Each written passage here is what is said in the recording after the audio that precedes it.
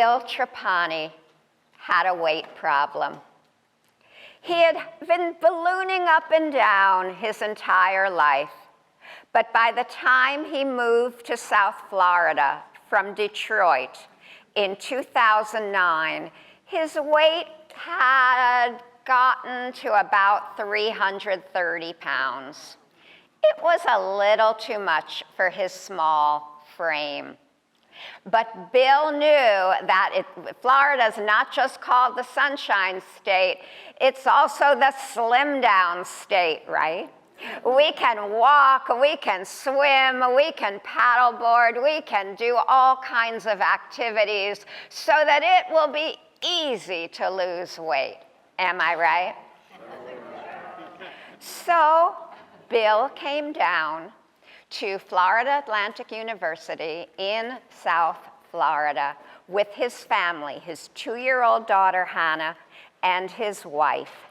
And he realized that it was even harder to be overweight in Boca Raton than it was up north. Everything he wanted to do with his little girl made him sweat and made his heart palpitate and made him move more and more slowly.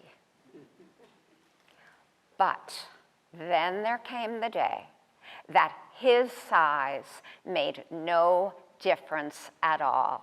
What mattered was that his little girl was growing up, and she was of the age, tell me if you've ever heard this name, for Harry Potter books. Have you noticed that they're growing Harry Potter lovers younger and younger these days? It felt like she had just learned how to read, and she was reading these big chapter books.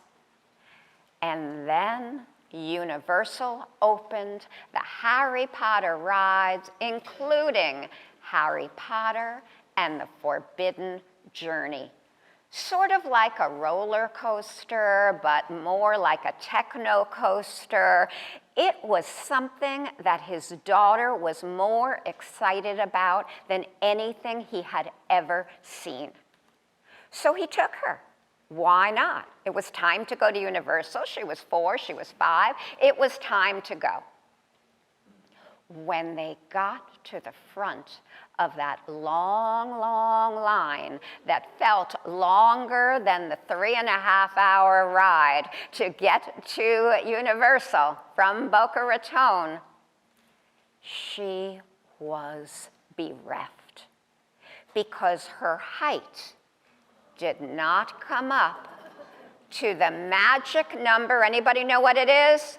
48 inches. Give that woman a prize. 48 inches. 48 inches became the magic number for little Ellie. She could not grow fast enough. She ate everything she was told to eat. She went to bed on time. She practically did her chores in order to grow taller.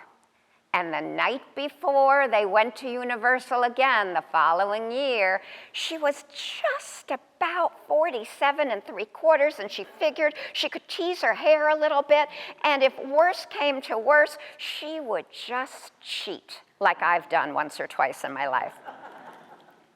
So they're on this long line, and they finally get within sight of the ride. And a young man, must have been maybe 18 years old or so, looking as uncomfortable with what he was about to say as he looked in his itchy, scratchy uniform, said to him, "Excuse me, sir, could you come over here a minute?" Bill's thinking, I must be the 1,000th person who's taken this ride today or this hour, and they want to take my picture, or they want to give me a freebie. I wonder what this is. And he was asked to sit in a facsimile of the seat, the chair for the ride. "You are way ahead of me, ma'am." He could not fit. Oh, he was tall enough. But he couldn't get that bar over his stomach, no matter how much he sucked in the breath. The employee said, "I'm really sorry, sir, but you can't go on this ride." Ellie's saying, "What's the matter, Dad?" "I'll tell you in a minute." He walks her away from the ride, and he explains the situation. And without missing a beat, she says, "That's okay, I'll go on my own." "You can't do that, honey, but I'll go on a diet, and next year, I will be sure to be able to sit on this ride with you." Well, during that year, he ran, and he took all kinds of hikes and all kinds of bicycle rides and went on all kinds of diets and did everything he possibly could. And the next year, he had dropped 130 pounds. And he and Ellie got in that car and made that 3.5-hour ride to Universal. Not only did she fit this time, but he fit. And they went on that ride, and then they went on that ride again. And when they got off, she said, "Dad, can we have some chocolate ice cream?" He said, "Sure." And they went and got some. And she said, "Dad, I am so proud of you." He said, "I'm proud of you too, Ellie." She said, "We can have this, right?" He said, "Honey, we can have anything at all that we want."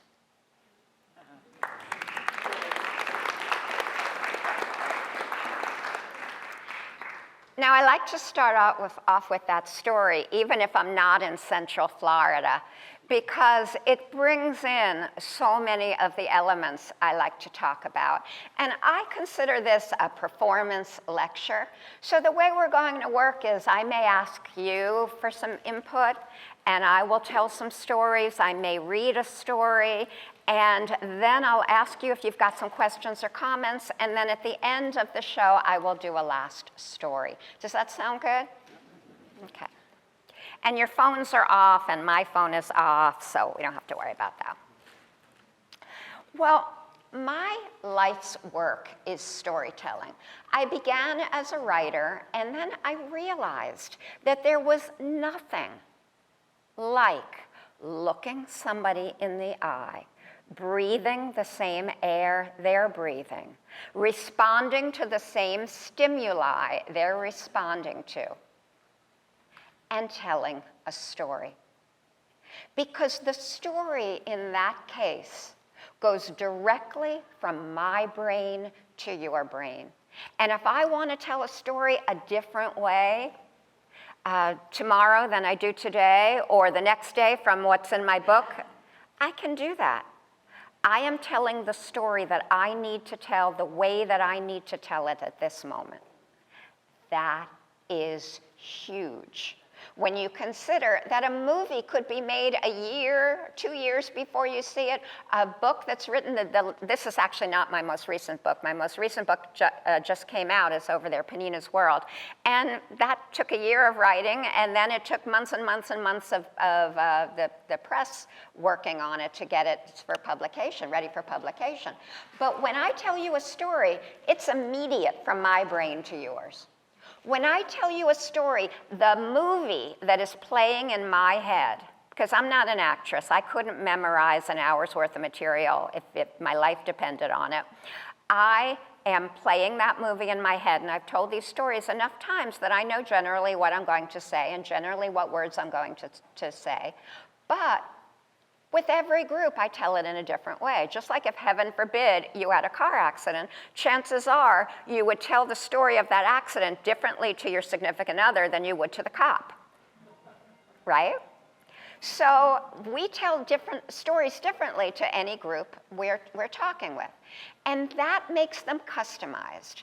But besides that, you get to decide. If I say somebody's beautiful, you get to decide what beauty means in your head, because you are creating the pictures. If I decide that something is huge, how huge to me may not be huge to you. So you put it in your head in a different way. So it becomes extremely powerful as a medium of communication, extremely persuasive and extremely connective. Because I have communicated what's in my head, the pictures and sights and smells that are in my head, I've communicated them to you. You are experiencing my life or the stories that I choose to tell you in real time. And I've been a writer for many more years than I was a storyteller, and there ain't nothing like this. It is incredible. And the most amazing thing is every single one of you does this every single day. You may not do it with a microphone, you may not do it in a long red dress in front of a group, but you do it. And that is what I call everyday artistry. Every day we are artists. Every day we create works of art through our stories. What did you do today, honey? Well, I did X, Y, and Z. And you've got the makings of a story. Now, some of us are more natural at storytelling than others, absolutely. Some of us are more practiced at it than others, absolutely. For my public radio segment, it's not a full program, just a segment. For my public radio segment every week, I bring in another person telling a story, recording about a 5-6 minute story from their lives in Florida. And by the way, if anybody here wants to be on public radio, let me know. I've got cards over there. I am always looking for people. Don't be honored when I ask you. People say, I'm so honored. I say, I've been doing this for 12 years. I need a person a week. Don't be honored. I'll pay you to do it. So when I do this, who do you think? This is not a trick question. Who do you think are the most unnatural, most uncomfortable storytellers? The adults. Well, I only work with adults, but you're there. You're right there anyway. The most educated people and writers. The reason being that highly educated people and writers think that their words matter. The rest of us know, oh, come on, we can say this, we can say that, as long as our heart's in the right place and as long as we get to correct ourselves, and as long as our on radio facial expressions don't count, but as long as our tone of voice is good and as long as, we get it across, it doesn't have to be exactly perfect. We know that there's more to storytelling than perfection, right? So I would imagine that as I am talking, each one of you is thinking of somebody in your life, or could think in a minute, somebody in your life who is a sensational storyteller. I always think of two friends, and I used to say, everything happens to these girls, everything. They've got lives like something out of a sitcom. It's not true at all. It's the way they tell the story. So for this book, Only in Florida, I suggested, the publisher called me and said, we'd like you to do another book. I had done Florida Lore, which was legends and folktales, and it sold very well. They wanted me to do another one. This was History Press. And so I said, well, I do this radio segment. I've done it for years and years, and people tell me stories about life in Florida. What do you think? Would that make a good Florida book? And they said, well, yes and no. We'd like you to change 3 things. Number 1, it's got to be stories that could only happen in Florida. So if you meet your significant other at a Denny's in Florida, and it's a cute story, you can put it on my radio segment. But it would have to be saving your significant other from a shark attack at a Denny's in order to make it into this book. So we've got flora and fauna, we've got people and places, we've got water and weather. So there's the hurricane stories, there's the manatee story, and the subtitle is Why Did the Manatee Cross the Road? I'll tell you that story in a minute. And stories that are absolutely Florida stories. Okay, so that was the first thing. Number two, they didn't want people only from my listening area. Our public radio listening area is 5 counties, and about 4,000 people listen to this show, and then many more can live stream. They wanted somebody from virtually every county in the state. I didn't quite get there, but I got close. I did a lot of counties in the state. And I have the Florida Humanities Council to thank for that, because they send me all over the state. And yes, gas does cost a lot, absolutely. So I had this wonderful opportunity to ask people wherever I was to tell me a story from your state or from your area. And why did the Manatee cross the road, in fact, was a story I got when I was performing, doing a show very much like this, at the Fort Myers Public Library a few years ago. And somebody who was a secondary character in the story said, you've got to talk to this person. So it had to be an only in Florida story, and it had to be from all over the state. The third criterion was they did not want it in the words of the storytellers. They wanted me to rewrite the stories. Now, that is a good thing for a writer, because that tells me, well, they liked my writing style and they thought I would do a good job, and they were perfectly glad. They wanted to have it all something that would be professional quality. That made me feel great. But as an academic, it made me feel terrible, because I wanted to preserve the stories the way people told them. I could edit them a little bit, but I wanted to honor the way people chose to tell the stories, because that's every bit as significant, as I said earlier, as the content of the story. Fun fact, and then we'll get to another story. Fun fact, did you know that anywhere between about 55 and 78% of what we remember from a speech or story or any lecture that we hear is, let me ask you, what do you think? Content, tone of voice, or visual? 55 to 78% of any talk, speech, storytelling, lecture. What would you think? Visual, absolutely. We are visual beings. We say seeing is believing. Absolutely. And about 23%, don't ask me about the math, but it works out, 18 to 23 more or less percent that we remember is the tone of somebody's voice. So when I get evaluations from adult classes, I will often get evaluations one after the other. And the first one says, I love her voice. I would listen to her do anything. The second one says, I hate her voice. I can't stand listening to her. And I always imagine the husband and wife on the car ride home from every class saying, how could you? Yes, but how could you? But anyway, the tone of voice, the volume, the stress, the rate, the pauses, which are very significant, etc. It is estimated that about 7% of what we remember from a presentation is content. However, storytelling mitigates that. Why? I've just said it. Because you get those visuals in your head. So you remember better through story.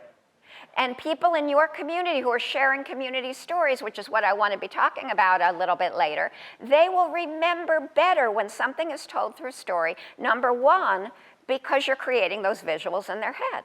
If I gave you facts and figures and statistics, unless you're a math lover, you probably won't really remember them, or unless the subject really, really matters to you. But stories we tend to remember. A great communication scholar named Walter Fisher called us homo narrans, a storytelling animal. We live, breathe, and experience life through stories. Also, certain neurochemicals are released in our brains that also cause us to remember better when we hear something in the form of a story. So now, let's hear another story. This one is called, that last one was called Harry Potter and the Loving Father. This one I call Why did the Manatee cross the road? Lori Martin was used to hurricanes. She had evacuated more than once, and it was a pain. She had had damage to her roof more than once. Fortunately, it was not a tragedy. But in August of 2004, she decided that she was not going to leave town for the upcoming Hurricane Charlie.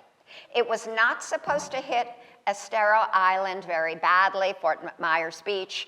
She was on the north shore. She expected that she and her husband and her little girl would be fine on the second floor of their house. They invited neighbors over for Bloody Marys and a few appetizers, and they decided they would ride out the storm. One of those reasons was that a new law had been passed that once you evacuated, although they were told to evacuate before the storm, once you evacuated, you could not go back to Estero Island until you got the all clear, right? Until the electricity was back, until it had been authorized to come back. And that could be days, weeks, who knew? So they were intent on not leaving. But Lori was not brave enough to tell her mother. Her mother lived up north, and her mother heard hurricane grandchild in the same sentence, and her mother said, Hannah is going to scream bloody murder. You are evacuating, are you not? Of course we are. Oh, absolutely, no problem. Yes, of course. No, we'll call you when it's all over. Everything will be fine. It was hard to hold the phone with her shoulder while she was hammering up the hurricane shutters. But she got the whole house closed up, she and her husband. Everything was fine. Yes, the water rose to the mailbox, and yes, it came up from the ocean. It came up from the back bay. Yes, they were a little uncomfortable. There was some roof damage. Hannah slept through the whole thing. It was, thankfully, a non-event. But the power was out for about 5 days. They were very glad they hadn't left town. Now, after a couple of days, Lori's husband got a little stir-crazy. He said, I want to go out for a swim. You sure this is all right? You sure it's safe? Oh, absolutely. You can come with me if you want. So the four of them, the next-door neighbors who had been with them, and they went out. They had already bleached the carpets. They had already carried the leatherback turtle that had come in from a pond in a nearby plaza. They had already carried it back. They had already done everything they needed to do in their house, and they were going to go out for a walk. Well, they saw a little bit of demolished fences here and there and a little bit of problems, and then they saw some smoke over on Pearl Street. And they started getting over there at a rapid pace, and they saw that a house was burning. And their friend Russ, who told me I had to speak to Lori Martin about this story, I met him during one of these talks, he was hosing down his house to ensure that the house next to him wouldn't ignite his. Right? That house had to burn to the ground. Why? Because the firefighters could not make it to the island. It was a shame. So the four kept walking, and then they saw, over at Ohio, they saw some sort of commotion. There was a canal there, and they're walking toward it. They see a group of people, and as they get closer, they see a beached manatee on the road. Well, nobody knows what to do. This manatee is way over 200 pounds, and this manatee is way longer than 6 feet, and they're trying to figure out what to do. And somebody amazingly appears with buckets, and they start filling the buckets from the canal and pouring the water on the manatee's skin and rubbing it to keep it wet and to keep it comfortable and to keep it calm, while another neighbor went off to get supplies. So here is this circle of neighbors rubbing water into this manatee's skin, and somebody comes by with an iPhone or some other phone and takes some video, and nobody thinks anything of it. The neighbor comes back. He's got plywood. He's got rope. Everybody rolls this manatee, this poor creature is looking so apologetic with those big eyes. It rolls the manatee onto the wood. They drag it into the water, and then the manatee does its job and eventually can swim away. A couple days later, all is more or less back to normal.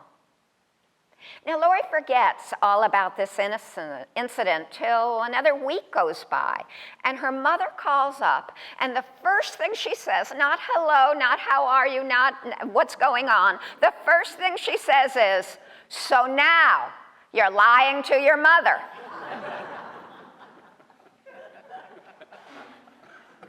Lori says, very smart, good liar. Lori says, what are you talking about? Her mother says, I saw the photographic evidence. You were one of those people who was keeping the manatee moist. Lori says, well, I saw that picture too, thinking fast. I saw that picture too, it was only hands. What makes you think that my hand was in that photo? Her mother says, Lori, dear, I would know that hand anywhere. Lori looks down and she sees her engagement ring. The stone came from her husband's family, but the setting was made of Portuguese gold in honor of her Portuguese mother. So she recognized the ring. Her mother said, so you lied. I lied. I'm really sorry, Mom. I didn't want to worry you. Look, as long as everybody's all right, that's fine. But I have to tell you, you may be able to fool Mother Nature, but you can never fool your mother.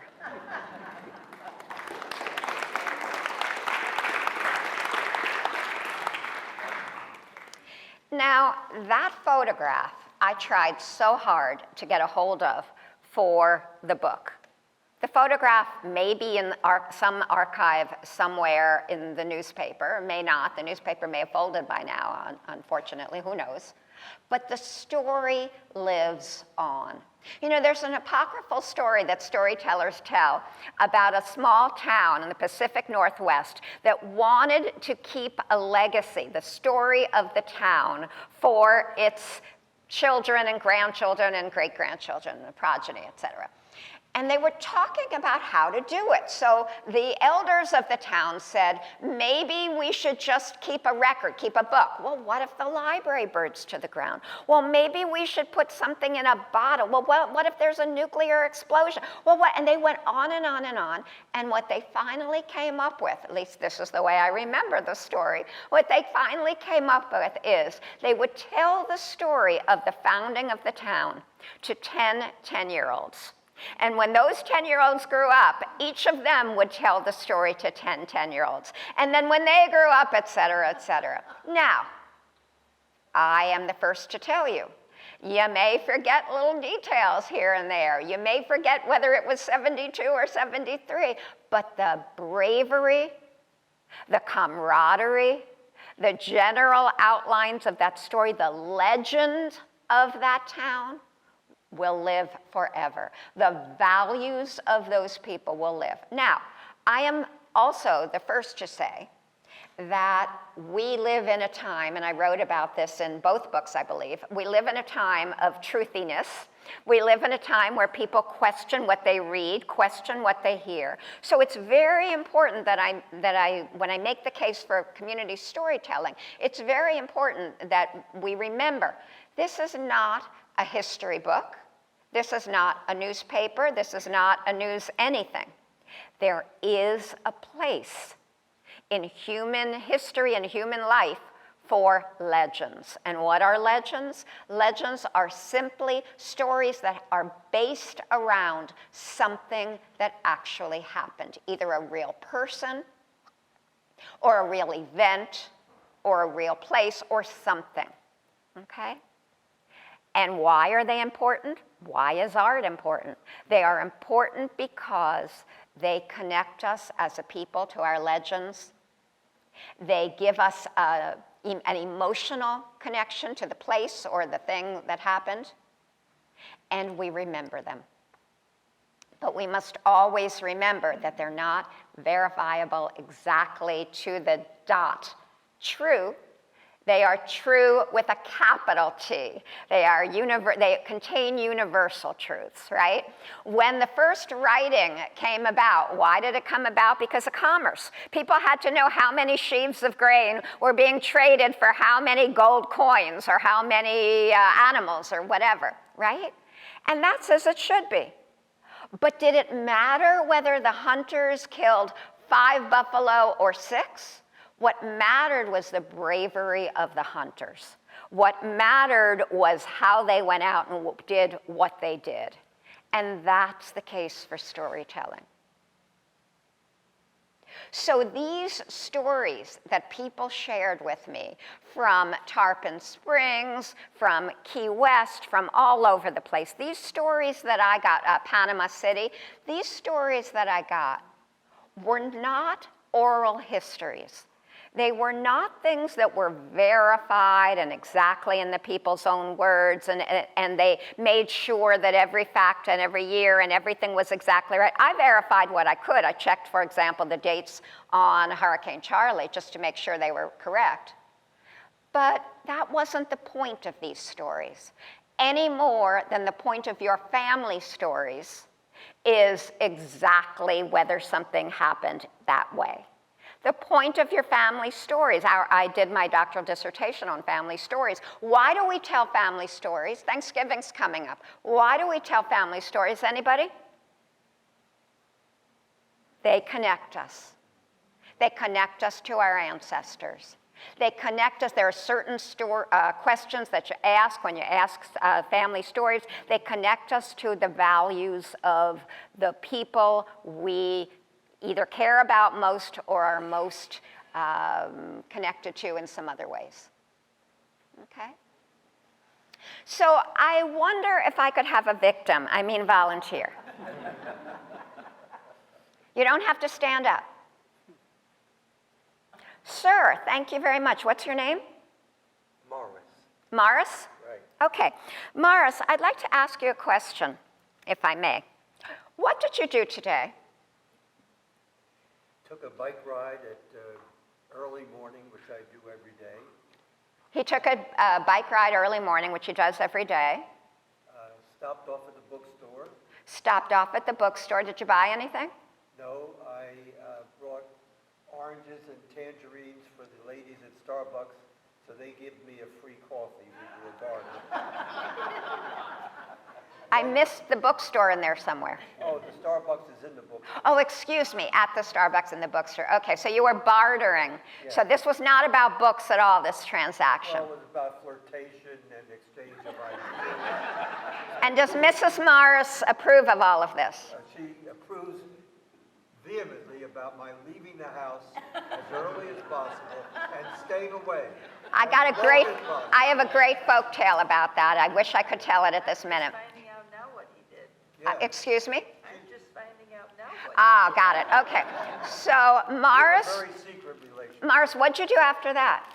I started getting hungry after being in the bookstore for a while. And you gave away all your oranges I gave and tangerine and tangerines. and said I'm going to wend my way home and have lunch, hopefully, because the gourmet chef will be there and she puts up with me for whatever reason. So he was hungry, he came home, he knew that the gourmet chef, his wife, what's your name, ma'am? Patricia was going to make something for him, and he was hungry. Then it was a spiritual afternoon. A brother who had not checked in with me for months called me on the phone, said he's going to go see the Astros baseball game tonight, but please to call my sister because my sister's husband is not doing well at all. Okay, so a brother was going to the Astros game, said call our sister, I think I've got this right, because her husband's not doing well at all. Okay. So I did that. I think we can finish it up. You had a very interesting day. I always do. I create my own day, Got it. and I'm a writer, so Got it. I'll share with you. Got it. All right. Well, then I'm a let's. storyteller. Anything else of note that you want to She add? doesn't believe any of my stories. We believe every word. Anything else of note that you want to put into this day? Then I came today. Then you and came was here. delighted to see an actress performing and telling her story, so I'm wide awake and channeled. Got it. Would you like to hear Morris's story? May I tell your story? Morris woke up early this morning, as he always does, and did the same thing he does always, every day. He went out for a bike ride, and he decided to bring tangerines and oranges to his favorite Starbucks hostesses, I know they're baristas, at the bookstore. That was all. He didn't look at any books. He didn't have any interest in anything except bringing those oranges, that vitamin C, to the baristas. When he was done with that, he got hungry, came home, and got a phone call from his brother. His brother he hadn't spoken to in a while, very close with his brother. And his brother had some good news and some bad news. The good news was he was going to an Astros game. The bad news was that their brother-in-law was not doing so well. Well, Morris thought a minute about his day. He did call his brother-in-law, correct? Yeah. He called his brother-in-law, and he thought about his day. He was coming to hear a storyteller. And it occurred to him that his day was wrapped up. There were themes around his day.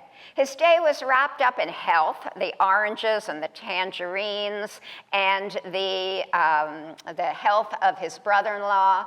But the day was also connected to people, and the people he saw in his life, and the people he cared about who were not in his day-to-day world. There was one thing, though, he had a nagging discomfort about. And that was that he walked into one of the 3 bookstores left in America, and he did not buy a book.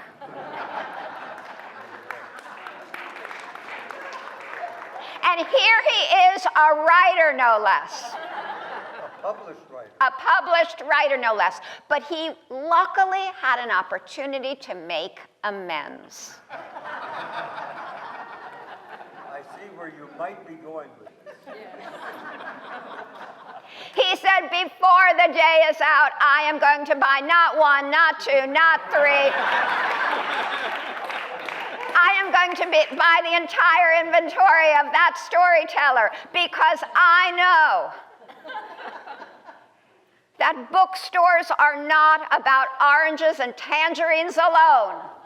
Nay, bookstores are about stories, and that is yours.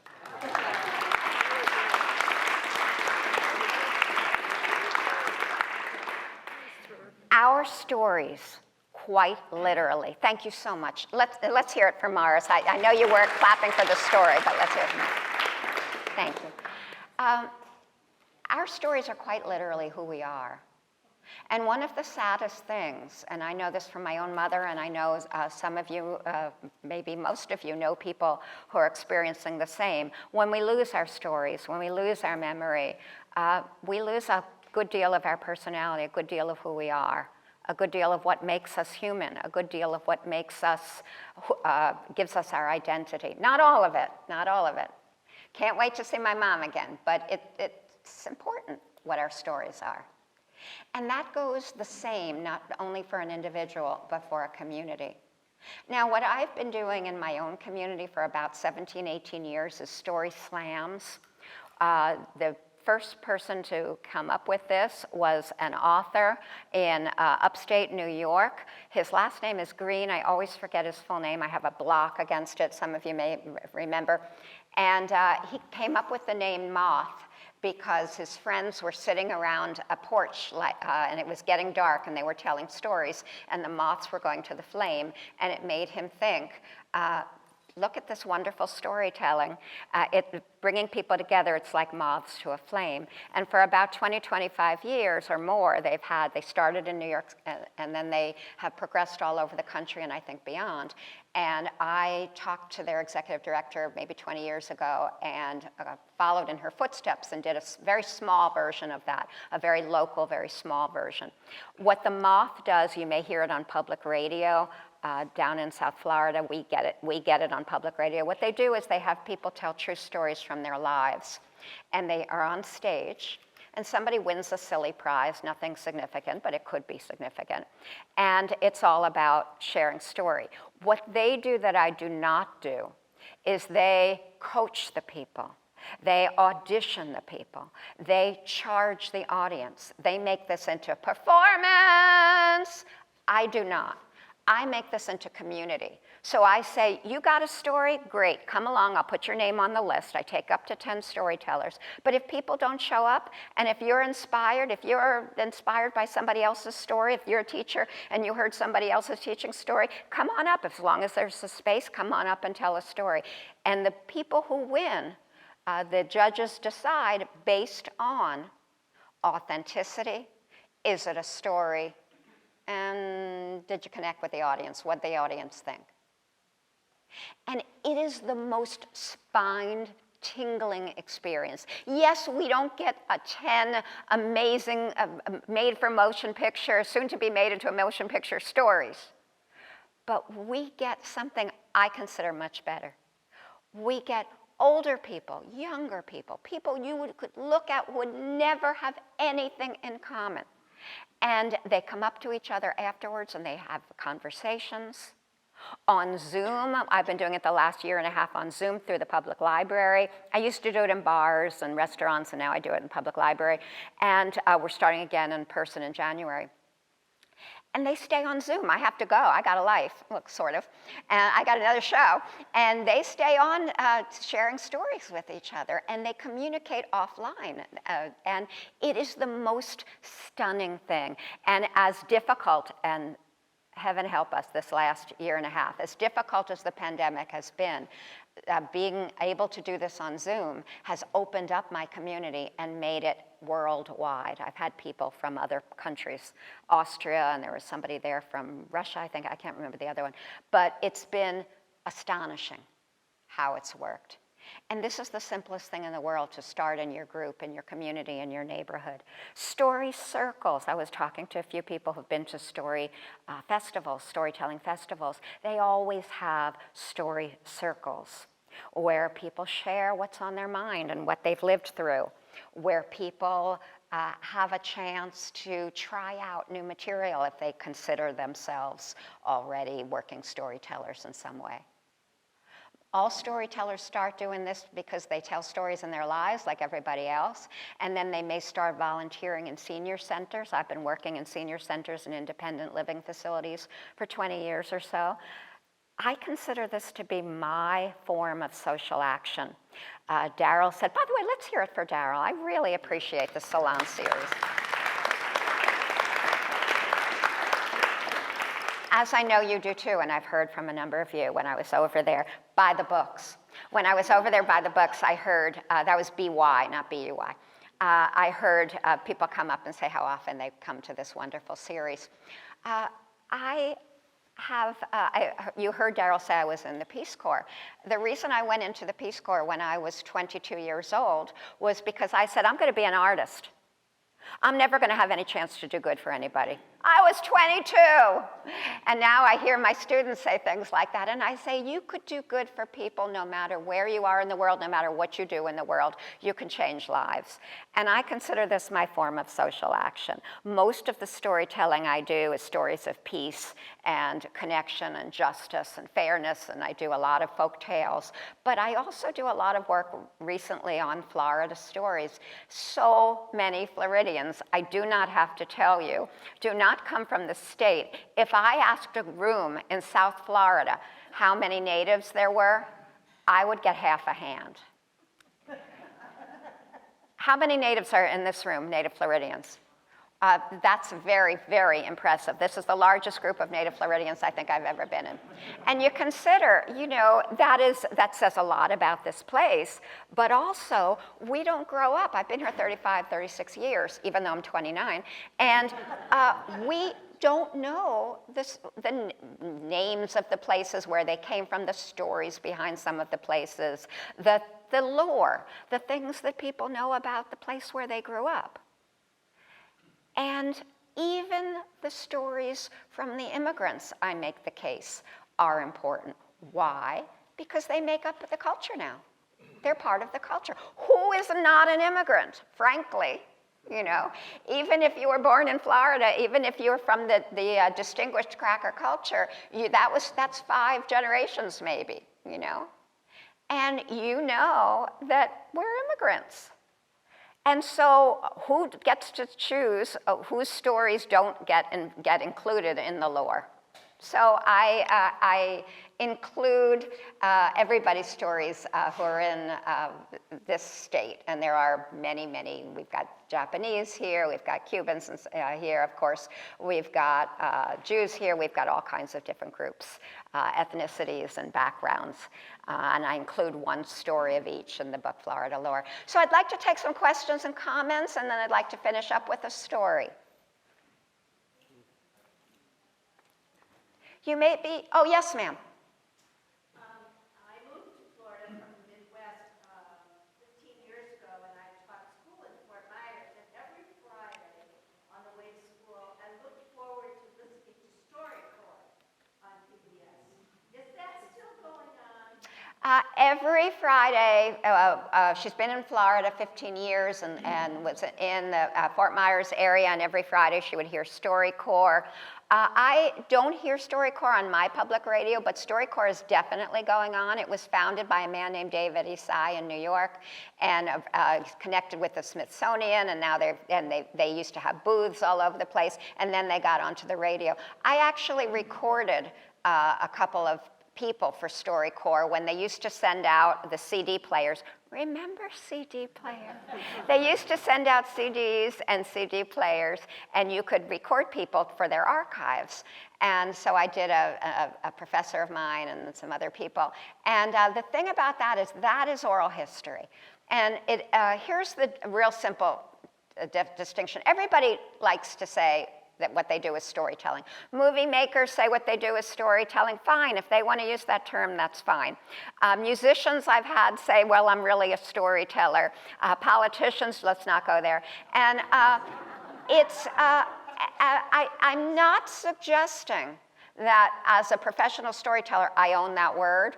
All I'm saying is there is a particular way that I have come to understand what telling a story is rather than making a movie. You can tell a story through a movie, but you're making a movie, right? You can tell a story through music, but you're making music. Hold that thought, sir. So the difference between oral history and storytelling, quite simply, is storytelling is shaped. It's experience that is shaped. Right? So there's, as writers know, like Morris, rising action, falling action. I'll be over there afterwards. Rising action, falling action, and the conflict and solution and all those things and characters and setting and all of that. Oral history is just lived experience. Uncensored, unshaped,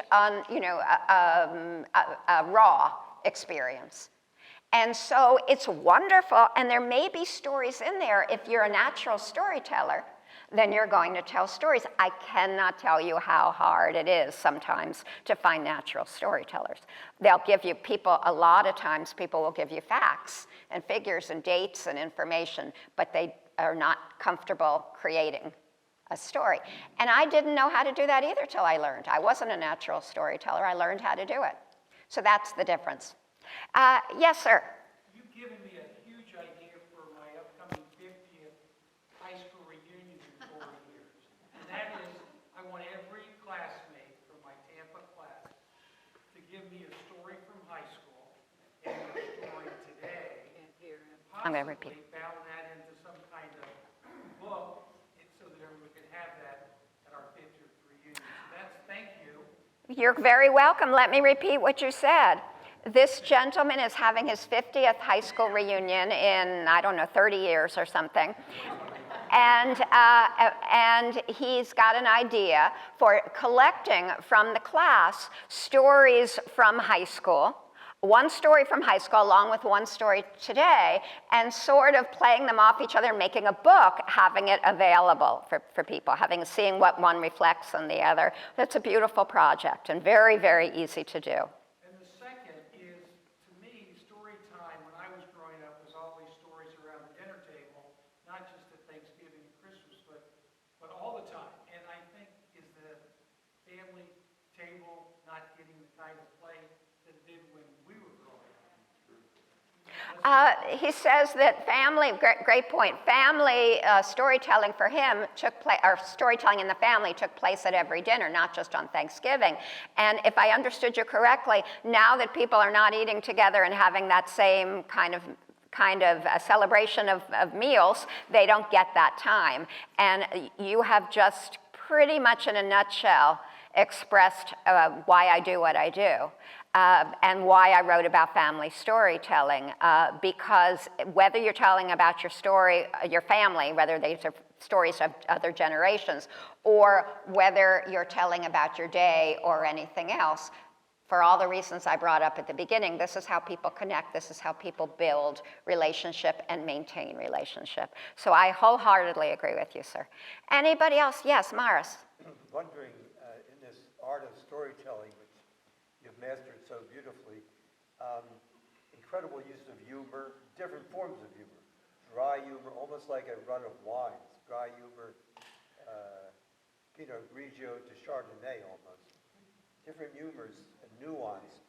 And you were moving along and you knew you had to have some ironic twist or close, and you came upon books and buying books and not buying books at the bookstore. And how many voices do you hear as you move your brain forward? Morris just asked me if I'm schizophrenic. No, I didn't. That's too consolidated a response to I was so good to you. You're totally good. How many voices did I hear as I was pulling? How many creative impulses? How many creative impulses? I know exactly what you're saying. So it's a very interesting question. And the answer is quite simply, I know how story works. Because I've been studying, we think we know what a story is. We do. We know what a story is, but do we know how a story works? We know a story when we see one. We know what is a story and what isn't a story if we really pay attention, or what's a good movie and what just didn't quite gel together, if you wanted to say a story as opposed to storytelling. So I was looking for I wanted to keep it truthful. I wanted to be a little bit humorous, and I wanted to play on what was the connection between what you did today and what you're doing now, what you did at the end of your day. And as soon as you said that you're a writer, and I got bookstore, and then I got coming here, and I identify as a writer, so putting it all together. But that takes a lot of practice. And what it is about, quite simply, I mean, we really do it. I promise you that we all do it. But some people just do it quicker than others. It's finding a thread. So you can all tell this happened, then this happened, then this happened, then this happened, then this happened in my life, then this happened, then this happened today. But where's the thread that pulls everything together? Here's where I am, here's my little problem, here's my little solution, and here's the transformation that happens in me and in the audience, or hopefully both. Yeah, and hopefully both, either one or the other, and hopefully both. And here's the surprise ending. If I need to go to the store because my baby's hungry and I got to go to work and the store is closed and I run to the store, get the milk, and come back, yes, I had a problem, there's a solution, but what kind of story is that? But if I run to the store because I got to go to work and I've got to get milk for the baby and the store is closed, and I can't be late because I've been late 3 times this week and I'm going to be fired if I'm late, and I can't lose my job because the rent is due, then the stakes are that the heat is turned up. That's what some linguists have called the evaluation of the story, what I call the why should we care. The heat is turned up a little bit. So if the closest store is 5 miles away and I'll never get to work on time, so I take my low jack in my car and I break the door and I steal the milk from the refrigerator and I take it home, there's a surprise. There's transformation, right? And there's a solution to my problem. It may cause other problems, but that makes it a story. Got it? I see another, sir, you had a hand, and then you, sir, and then we'll finish up. When you go to a county that you've never been to before, how do you start collecting stories? Well, nowadays, I don't collect like I did when I was writing this book. In those days, it was I was a lot more on the prowl for stories. Now, if anybody would like to find out how to record your story on your phone and send it to me on email, which is the simplest thing in the world, and to be on, it's South Florida Public Radio, but it's live streamed, and it will be on their website, so you can link to it. So you can hear it live, but you can also have it linked. You just come up to me and I'll give you my card, and it's the simplest thing in the world. But generally, what I did at that time was that I was announcing that I was writing this book, and if anybody had an Only in Florida story. In my area, however, it's terrible. My cousins come up to me like I'm a vampire when they see me, because they know I'm going to ask them for it. Every time they tell me anything, I say, did it happen in Florida? Can we put it on the radio? So I am a persona non grata in many households in South Florida because they know that I'm looking for stories. Yes, sir, last question.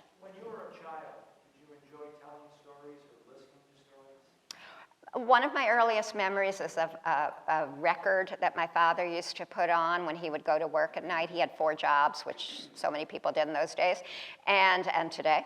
And what am I talking about? I've got about 6.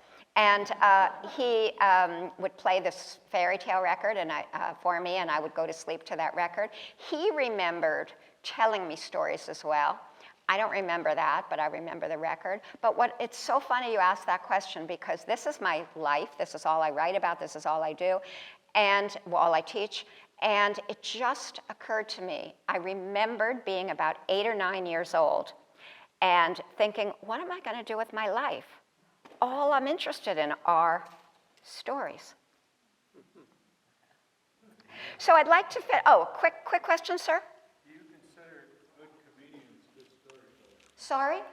You consider good comedians good storytellers? Oh, that's a whole lecture in and of itself. But I will say very quickly, the structure of comedy, of course there are comedians who tell wonderful stories, absolutely. The question is, are good comedians good storytellers? There are definitely comedians, Chris Rock is the first person that comes up my head, Jerry Seinfeld. There are a lot of people who tell very good stories. But the structure of a joke is different from the structure of a story. The structure of a joke is 1-2, set up, punchline. The structure of a story is beginning, middle, and end. So right there, people are always coming up to me after presentations and saying, I got a great story for you, and it's a joke, which is lovely. I love jokes, but it's different. That's the first thing. The second thing is the goal of a comedian is very different from the goal of a storyteller. I may tell you a funny story and I may want you to laugh, but what does a comedian say when she or he is up on stage and did fantastically? The comedian gets off stage and says to her significant other, I killed, right? And what does the comedian say if she doesn't do well? I bombed, right? I am making you laugh. Right? People are helpless with laughter. There is a more oppositional effect. Now, you may say this is thinking too much about comedy, but a lot of people have. There is more of an aggressive, even with non-aggressive comedians, there's a different kind of relationship between the comedian and the audience and the storyteller and the audience. In fact, I never work in a dark room. When I'm in a theater, I always ask for the lights to be up about 30%, because you co-create with me. I need to see your expressions. I need to see, I can hear your voices hopefully, but I need to see what you're experiencing in order to know how to shape this, because I want it to please you. I want you to feel good. I want you to have a wonderful experience. Comics want to kill. I mean, they want you to die laughing, but you know, it's a different kind of thing. So that's my answer. I'm going to read you, there's so many things. Oh, I just opened to one I'm going to read you. I'm going to read you one from South Florida. And it is, all I need to tell you is it takes place at Boca Inlet. Boca Inlet is between the intracoastal, connects the intracoastal to the Atlantic Ocean. And it is called Pelican Urgent Care. Lori and Joel Vinacore are retired podiatrists who moved to South Florida from New Jersey. One brisk winter day, not long after their arrival, they paid a visit to Lori's sister and brother-in-law, who live in a luxury condo on the ocean, quite close to the pier at the Boca Inlet. The couple arrived early, so they decided to take a walk from the condo where they had parked their car down to the inlet. They picked their way through stones and boulders out to the very end, where they watched the sparkling boats sailing in and out, some one-person crafts, others magnificent yachts. After a while, the two decided to set out walking the pier. People fish on it all the time, whether for tarpon, mangrove snapper, or any number of species of saltwater fish. There didn't seem to be good-sized fish snapping at the bait, but the families and lone fishermen did appear to be having a good time, sitting in the sun with their pails, tackle boxes, and poles, not to mention the occasional beer or sandwich. The couple leaned on the worn wooden railing and watched the action for a while. Before long, the human fishermen were joined by non-human competition, brown pelicans. The pelicans didn't seem to be after fish, however, since so few were biting. Instead, they were trying to grab hold of the bait. "Look at that guy over there," Joel said, tapping Lori on the shoulder. "He's trying to cast his line, but the pelican won't let him. Maybe he's jealous." "He's going to get hurt if he's not careful," Lori replied. "The fisherman?" "The pelican. Those hooks are sharp." Meanwhile, the men and women on the pier were starting to grumble about the birds. Some of them clapped or yelled to get them out of the way, but few of the creatures actually felt the need to leave. The pelican that was bothering the young man closest to them certainly wasn't going anywhere anytime soon. All at once, the fisherman let out a yelp. Or maybe it was the pelican. Just as Lori had predicted, the man had hooked the bird, whose brown feathers were now ruffled in an odd way. As the two doctors approached for a closer look, they saw to their horror that the hook wasn't just in the animal's mouth. It had lodged about an inch below the eye and maybe the same distance above the bill. 4 or 5 fishermen jumped forward to see what they could do to remove the hook. But when they saw the damage, they stood back again. "There are barbs on those hooks," Joel murmured. "I know," Lori said, nodding. "What a mess." She winced. "Joel, we've got to do something. If they try to take it out, they're going to torture that poor bird."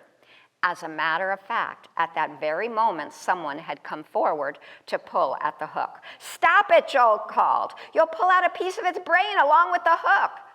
"Excuse me," Lori said, pushing her way forward. She wasn't sure the men spoke English, but by then, a small crowd was gathering on the pier, and she figured someone would.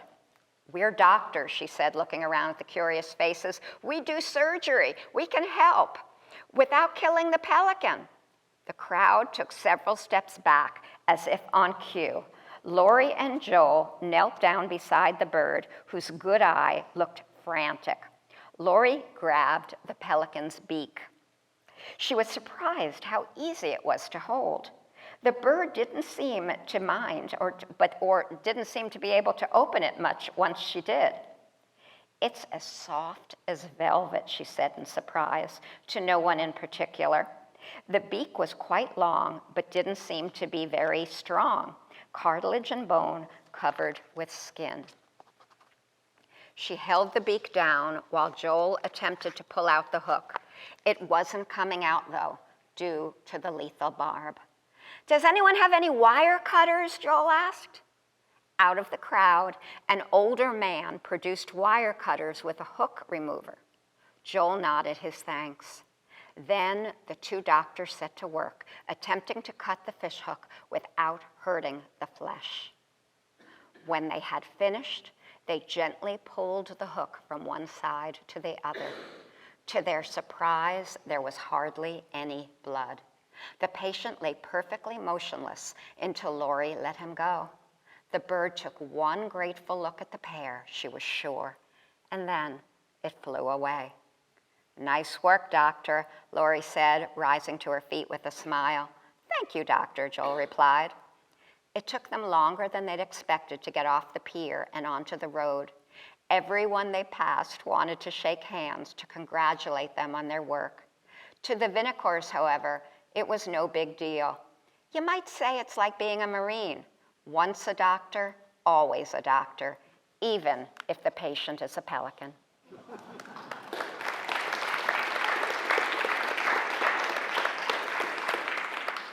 So only in Florida and Florida Lore are $20 if you're interested. Panina's World, which is a life in stories of a very well-known, actually world-famous scholar and Jewish storyteller and folklorist, is a model for people telling their own life through stories, and that's $25. That's the new book just out. I'm very happy to give you my card if you want to possibly record a story for WLRN. If you want to talk about how to use storytelling in your community, I will be there. And I thank you all so much for being here. Please know that your stories matter. Your stories are who you are. Thank you so much for being here.